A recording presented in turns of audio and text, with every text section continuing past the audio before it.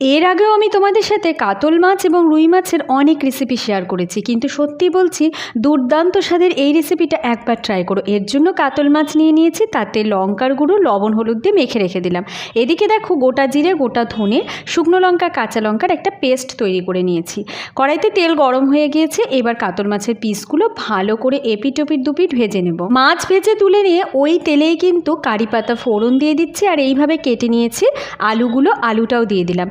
এবারে একটু লবণ হলুদ দিয়ে ভাজা ভাজা করে নিয়ে এতে ওই মশলার পেস্ট দিয়ে দেব বেশি করে বেটে রাখা পেঁয়াজ এবং সামান্য একটু আদা বাটা, রসুন বাটা দিয়ে দেব, পরিমাণ মতো লবণ হলুদ। মশলা ভালো করে কষিয়ে নিয়ে এতে দিয়ে দিচ্ছি 2 টেবিল চামচ টক দই।